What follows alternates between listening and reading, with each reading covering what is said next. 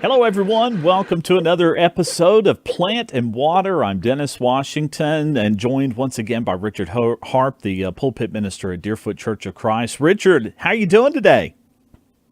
I'm doing great today. It's been a good day of study, brother. Absolutely. It absolutely has. And then we've been talking for the last few minutes before the show got started here. Just Yeah. what an amazing sermon this past Sunday. And I mentioned this on Facebook, and I told you this as well after sermon. I thought it was, to me, the best sermon I've heard you preach, and maybe one of the best I've heard in quite some time. Tell me a little bit about what really brought this idea and the way you laid out this sermon. What kind of really inspired that for you? Well, it's actually something that you had mentioned last week when we were discussing this and looking at the application of the breastplate of righteousness. And we just kind of discussed the stress of life and looking at physical situations that are taking on all around us within our congregation and with our own lives. And actually it clicked because, we can study these things on a page and they're there for us to apply. If we're not applying it, then it's really just science within a petri dish. It's something that although that's all well and good, but how does it apply to me? And this lesson very much applied, I believe, to every single person who heard it. And first of all, it applied to me as I prepared for it. And Right. I'd say that was just the basic element of why this was important. I agree. I absolutely agree. And we've talked about this before, and I really do believe the how we can take the Bible and apply it to our lives and see how the Bible can solve so many problems in our lives and help us through that anxiety and all the other emotions of life. I just think is fantastic. Let's jump right into. I want to start with this first clip of the sermon, and it kind of really sets the foundation that you talked about with this sermon. Let's play this, and I'll get your reaction to it. We're all going to be struggling this life. We all have difficulties that we're facing. Some of you are facing cancer. Some of you are facing disease that is rare, things that are difficult. It's hard to know, and the therapy that has to take place to get back to 100%. We got to realize that this is real. And this is what will happen to us. I believe sometimes we say, well, we've got the breastplate on, we've got the full armor of God, and nothing's ever going to touch us. It just looks great. We have to realize that He has given us the protection that will help us in the midst of the storm, will help us in the midst of the battle that we are facing. You kind of hit on this theme a lot in the sermon and really started the sermon with this idea that, with the breastplate of righteousness, it's not just one of those things that you put on and it's more than, it does protect you, but it doesn't prevent attacks. And I think that's something that maybe a lot of people just don't understand when they first think about the breastplate of righteousness. They think about it as a bubble that also prevents attacks, but that's not necessarily the case. Right, exactly. Well, I was just listening to that clip, and it's interesting pulling it from the context of the sermon. Kind of made something else pop out at me, and so I'm turning to it here in a moment. It's in Matthew chapter 7 and verse 24, and it says, "Everyone then who hears these words of mine," this is the end of the Sermon on the Mount. So you have here, everyone who hears these words of mine. So it's a specific sermon. You've got to go back to chapter 5 and blessed are the peacemakers. And you've got, you have all these different things of anger, lust, divorce, judging others, based on your own judgment rather than the judgment that's already been laid forth in the sermon. He says, everyone then who hears these words of mine and does them will be like a man who built his house on the rock. And the rain fell, and the floods came, and the winds blew and beat on that house. But it did not fall, because it had been founded on the rock. And everyone who hears these words of mine and does not do them will be like a foolish man who built his house on the sand. And the rain fell, and the floods came, and the winds blew and beat against that house, and it fell, and great was the fall of it. I think the interesting thing is the rain and the floods came to both. Exactly. If we're wise and we take these words of Jesus, we're going to be prepared for the storm. We're going to be prepared for the rain and the floods that come, and our house will not fall when our homes are founded on the rock of what Jesus was amazingly teaching from. I believe when he sat down on that rock and began to teach all of the people there, he's saying, you'll be like the rock that I'm sitting on. He gave the greatest example there. But he's telling us rain's going to come. It is our choice whether we want to be wise or we want to be foolish. We want to obey what he said or we want to disobey what he said. Yeah. If we want to wear the breastplate of righteousness, we'll be protected because the darts are going to come.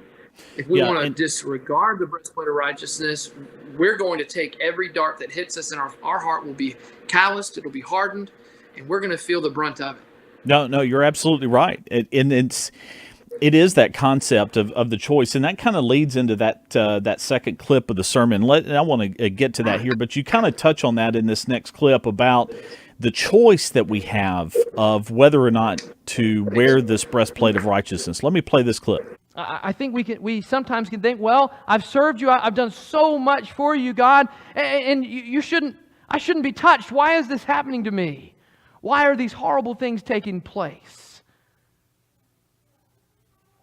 But we've got to realize that the darts are going to come regardless of whether we have the armor on or not. Exactly like you just said. The darts are going to come. It's just a matter of how you want to be protected. And it really kind of reminds me, I'm an old Boy Scout. I was an Eagle Scout years ago. And the idea, the motto of being prepared. And I mean, that's really the bottom line here as Christians. We've got to be prepared. You had no idea. I have a hatchet that on it says "Be prepared." I'm telling you, I'm getting this because we're going camping for Father's Day, and I got it off my shelf because I'm going to be using it to go camping. I had no idea, so I wasn't prepared for you to bring that out. But I thought, hey, let me. I'm glad you had it set there at your desk. Bring this over and say, "Are you prepared?" Yeah. All right. So I'm right there with you. Carry on. Be prepared. That is fantastic. I mean, you're right. You're right. It is absolutely the concept. But even, and I guess this is kind of how we'll send it. And how you wrapped up the sermon. One is it's understanding that the darts are going to come. 2, it's understanding you got to be prepared. But 3, there's action involved. Where even if you're prepared, if you don't take action of being prepared and make the choice, that action of that. And let me just play this clip. This is about a minute or so long here, but I think it really kind of sums up in maybe the most memorable moment of the sermon to me from this past Sunday. Let's play that. If you see that picture there, that is actually a World War I military issue Bible. And it's just like this one. But it was by the Private Hackett from New York. And he had this in his breast pocket. And a bullet hit him right. If you see the bullet there in the picture, do you see what it did? At the bottom of the picture, it said this, and I'd like to read it. The bullet was passed through the outer cover and all the leaves and stopped at the last page. Do you think he appreciated every page in this Bible? He probably appreciated it in a different way than he ever had before. He may have even liked the bibliography within Matthew chapter 1. He may have even, he appreciated every single page because it saved his life. Are you willing to study every single page of this gospel so that it can protect yours? Protect your soul for all eternity. Obviously a very memorable look there at how, in this physical world, how the Bible protected that soldier. But the last 10 seconds really kind of sums this up. We making the choice to put the breastplate on, being prepared, but then it's more than just saying, okay, I'm prepared. Now you've got to read that Bible every day. That's part of being prepared, is taking that action. And I just really loved how you kind of tied all that together. Right. Well, you think about how, I've got this here, and this is my great grandfather's military issue World War I Bible, and he had it with him when he died. Well, this man had it with him, Private Hackett. He had it with him, and he didn't die. And I think that is just gives a perspective. He appreciated being prepared. Yeah. He appreciated. So you're talking about being prepared, getting to that point of battle. And when he actually realizes that he was going to die, seeing the bullet that gets onto the last page of this Bible. And, you look at look at the page on that. Look how thin that page is. You would almost think that, for all of the pages, actually, I just noticed this one is torn and the other part of it is gone. I just noticed that. I've never noticed that, and I've kept this pretty well. We've kept it in my family for a long time, and keep it in a bag actually. But each page was vital for saving his life, and each page is vital for us. Which page would that man have removed from this Bible? I was talking to a lady and saying, in the Bible it says this, and I can't remember the passage that we were talking about, and she said, "Oh, no, that's not in my Bible." And I said, "Yeah, it is. It's in the Bible." No, it's not mine. She had ripped it out of the Bible. It was a part of it she didn't like, so she just said, "You know what? That doesn't apply." And there was another lady that had said the similar thing to my uncle, and she said, "It's not in my Bible." And he said, What do you mean?" She had folded certain sections of it and put a book clip there and a paper clip, and so she would never read that part. She just didn't want to read, but she chose not to read that. And actually, there's a passage. She chose not to be prepared. Yeah. She chose not to and especially on the day of judgment. Are all the scriptures, are they important? Do we have a right to be able to pick and choose what is right and what is wrong? Well, and I guess that leads to my question there, Richard, about why every page is important. Because, you bring up that topic, and that's something I've always heard, but for people that may be listening to this or watching this today, why is every page of the Bible important? Right. Well, I'd say 2 Corinthians, well, it doesn't matter what I say. What did God say? 2 Timothy chapter 3 and verse 16 says, and I'll read it for you, all scripture is breathed out by God. Breathed out, inspired. Spire in Latin means to breathe in, but then this is breathed out. All scripture is breathed out, inspired by God, and profitable for teaching, for reproof, for correction, and for training in righteousness, that the man of God may be competent, equipped for every good work. But also the idea there is to be reproved and corrected. Reproof. Right. If I'm wrong and someone reproves me, that might not feel good. And that, I'd say, feel good is what is the biggest motivator in religion today. I'd say feeling right. I don't feel a certain way. He's saying it's for reproof and correction and for training in righteousness. Well, how many people feel that, well, I'm perfectly trained? I met a guy that actually said, he said, I want to become a preacher. But he hadn't been faithful for decades. He said, I've always wanted to be a preacher. And so I was saying to him, I said, well, he and I were both firemen. And I said, well, you do a great job for, a great service for the community. And you've had training and you've gone into fires and you've pulled people out. I said, you have the desire. You have the feeling that you want to save people. Right. But what if you don't do the training for, fire department, and you just run into the fire without your SCBA, without your oxygen, without any training whatsoever? You're going to be right next to the victim, hanging out the window, trying to get air just like they are, and you're going to put yourself in danger and others who have to come in and try to save you. Right. And so for a fireman, they got to have training and everything. Well, I said, so for preaching, I said, you need to know what you're teaching. you need to know what you're proclaiming. I said, I'd love to study with you. We started studying, and he's actually, he's enrolled at Amridge University. He is studying Bible right now. How about and that? so he's taking it on board, and I'm just so proud of him for what he's striving to do. And he'll call me and he'll let me know how his grades were last year, and he was in honors. So really proud of what he's doing, because he sees the importance of being trained. But there are times where we would study and he'd say, I had never noticed that before. I'm like, well, I didn't notice it until I studied it either. And that's the beautiful thing of it. It actually corrects wrong thinking, wrong teaching, wrong training. Sometimes that doesn't feel good, but you know what? It feels relief. It's a relief when you actually hear, wait, I was wrong. Yeah. And this is right. Yeah. And so that's the point of this worn breastplate of righteousness, that when we have the belt of truth, we take the truth, we apply it to our lives, and that causes us to be righteous, and that protects us, and that protects others.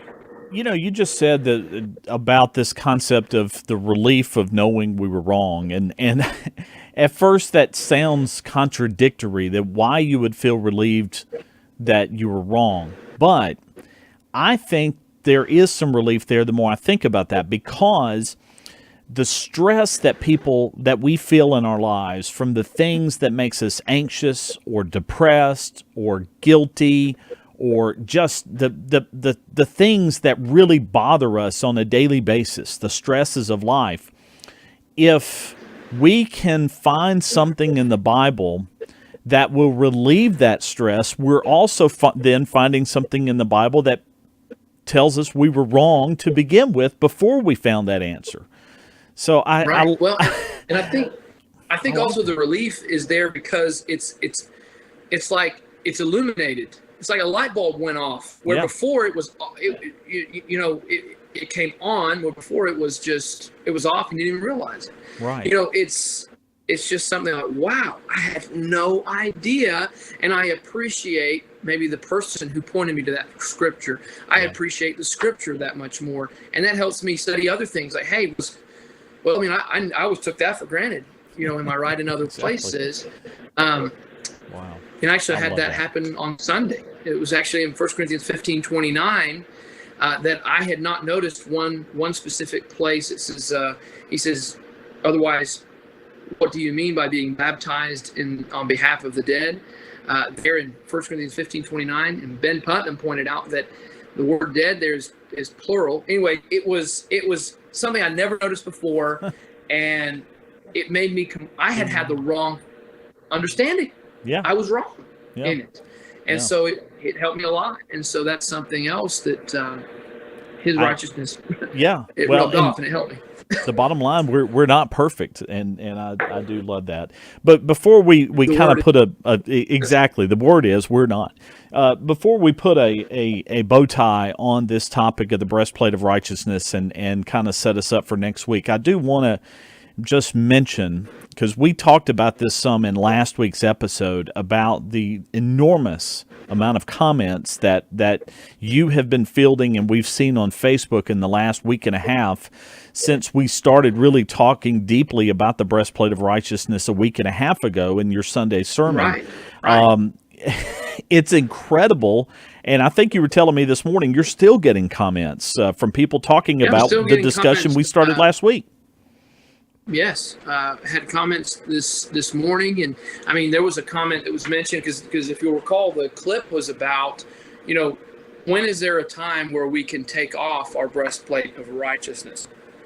And and I asked the question, when are you going to be challenged, or when are you going to be tempted to take off the breastplate of righteousness? And one person said traffic. That was the most recent comment. When I'm in the traffic, and I've got rude drivers all around me, it is so easy for me to get angry and go to that level, stoop to that level in response and retaliation. And so that's a temptation. So, and there was a Thanksgiving for this reminder that we don't ever take it off. Yeah. And there's a preparation there. Well, it's Yeah. and I'm just for people that may be listening to this in their car on their way to work as a podcast or whatever. I just want to Oh, for amen to every that. or watched or whatever. Just thank you for the amount of discussion that is still, as you pointed out, still going on. It's just been tremendous, and we hope that it's been a blessing and help to you for that. Tell Right. everybody. Oh, go ahead. Well, I also think, just for those who will be listening, driving down the road, there's some things, there's a practical way to help us keep that breastplate on is, David says in Psalm 119 and verse 11, thy word or your word I've hidden in my heart that I might not sin against you. So if we are able to put God's word within our heart, like memorizing, if you quote certain scriptures when you're struggling, that can actually help calm you down. Like, in you, O Lord, I put my trust. Let me never be put to shame. Deliver me in your righteousness and cause me to escape. It's not my righteousness. Right. He's saying, deliver me in your righteousness and cause me to escape. Incline your ear to me and save me. Be my strong refuge to which I may resort continually. You've given the commandment to save me, for you are my rock and my fortress. That's Psalm 71, 1 through 3. I have used that verse, and I just put a tab there one day, and I kept going to that tab until the tab wore away, and it just infused within my mind.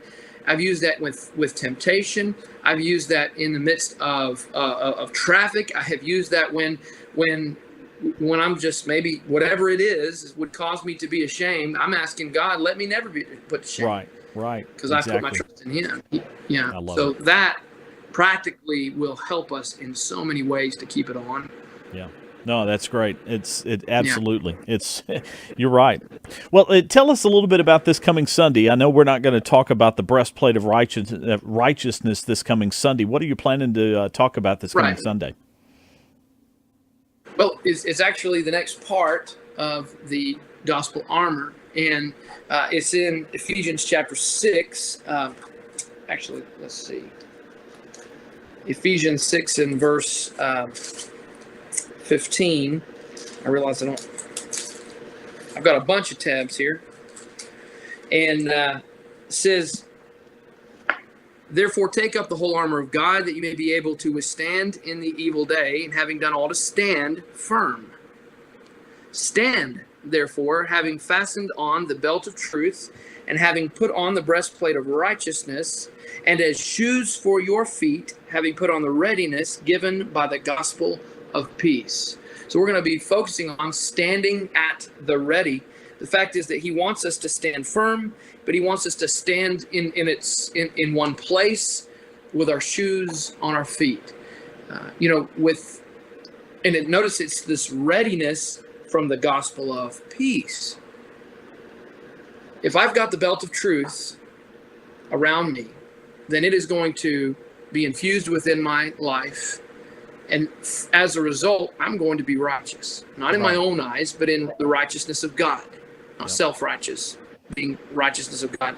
So if I have the breastplate and the belt, then I think I know that there's no coincidence that the very next focus is, then you're ready. You're ready, and that represents the shoes. I tell my boys all the time, 6 and 4, I say, boys, let's get ready to go. And they're like, we're dressed, we're ready. And I look at their feet and I say, guys, where are your shoes? Where are your shoes? I mean, Yes. It is constant. Daddy, I don't know how my shoes are. Where are my shoes? It's barefoot season, and, right? It's like, guys, we can't go anywhere without your shoes. Right. I think they're ready. So it really, it's been funny to me thinking about this, but really, we're not ready. If we go out without our shoes on, I mean, you are vulnerable to everything.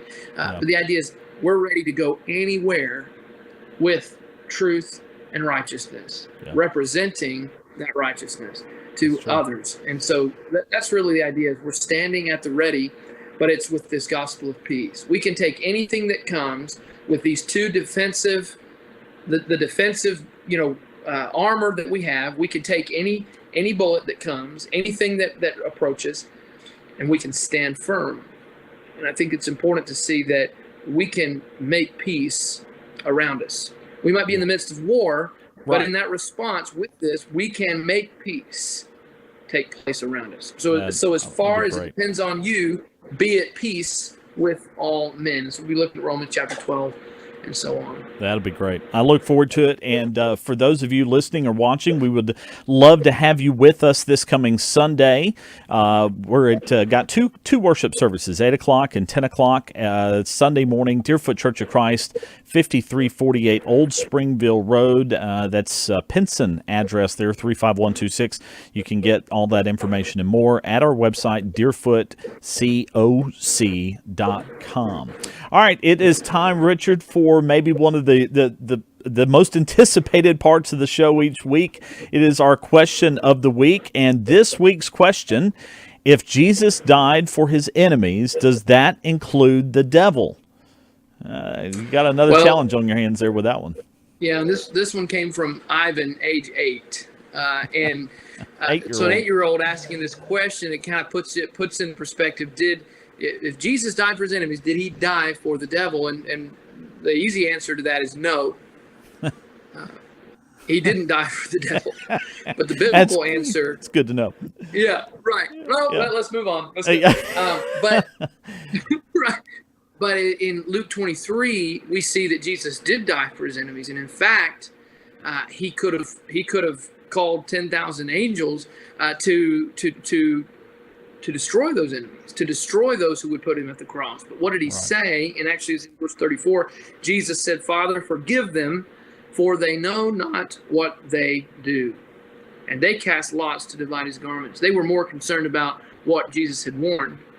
They wanted to have a new coat, while Jesus, the Son of God, was dying at the cross. And it's more likely he's saying, "Lay not this sin at their charge. Don't hold this against them." He's saying, "God, hold back. Don't come down and exact vengeance on them." But here, so he is dying for his enemies, but he's not dying for Satan. But his death affected Satan very much. And I'd like to read this very quickly in Revelation chapter 12. And it's hard to do anything with Revelation quickly because we got to recognize this is apocalyptic writing. Apocalypso means to reveal. Apocalypse, a lot of times people think that means end of time. No, apocalypso is a Greek word meaning revelation. That's why it's the revelation of John here. So what he is seeking to reveal here is verse 7 of Revelation 12. It says, "Now war arose in heaven, Michael and his angels fighting against the dragon, and the dragon and his angels fought back." Well, who is the dragon? But he was defeated, the dragon was defeated, and there was no longer any place for them in heaven. And the great dragon was thrown down, the ancient serpent who is called the devil and Satan, the deceiver of the whole world. He was thrown down to the earth, and his angels were thrown down with him. The fact that they were dividing the clothing of Jesus, they were deceived. Who did it? Satan. They were deceived. Yeah. He was the deceiver of the whole world. But he was thrown down. Well, when did this happen? I've heard people say that he was thrown down, and that's when Genesis 1, verse 1 takes place. And he's in the garden. Context doesn't merit that. Look at verse 10, the next phrase. "And I heard a loud voice in heaven saying, Now what?" When he was thrown down. "Now the salvation and the power and the kingdom of our God and the authority of his Christ have come. For the accuser of our brothers has been thrown down, who accuses them day and night before our God." Well, who are the brothers? And the authority of his Christ. When did the Christ come? Verse 11, "And they, the brothers, have conquered him by the blood of the Lamb, and by the word of their testimony, for they love not their lives even unto death." He's referring to the church being persecuted, the brothers and sisters being persecuted, the brothers and sisters who became so through Christ, through the blood of the Lamb. When was the Lamb slain? At the cross. When Jesus died, when he said, "Father, forgive them, for they know not what they do," it's the moment he died and he was buried and he rose again, this defeated Satan. He was hurled down. And so this is a figurative expression to show that he was conquered. But the thing is, he's making war on those who name the name of of Christ. And the dragon became furious with the woman, verse 17, went off to make war on the rest of her offspring, on those who keep the commandments of God and hold to the testimony of Jesus. All right, so because of this, we see that Satan was destroyed at the cross. So Ivan, he didn't die for Satan, but he died to defeat Satan.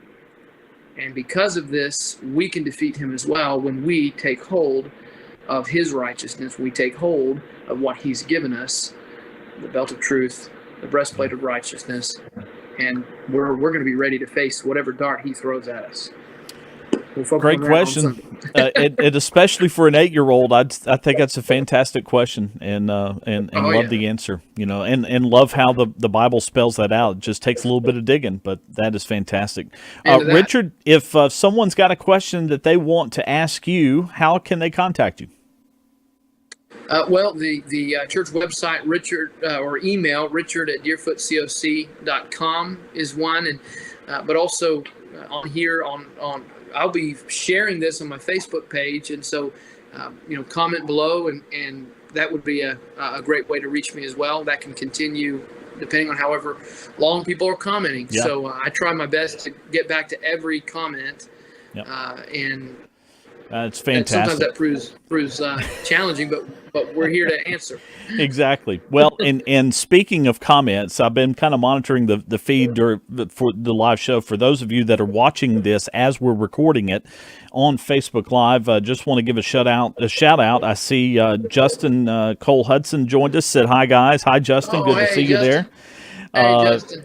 Teresa Simmons commented, and you'll love this one, Richard, said, awesome teaching. I've enjoyed following your church via Facebook. So, Teresa, thank you so much for that. That has been great. Thank you, Teresa. That is wonderful. A number of folks have joined in here as well, and I did see a comment, a technical question for my technical brain. Caleb Sampson jumped in and said, are y'all using OBS or another editing software to stream to Facebook?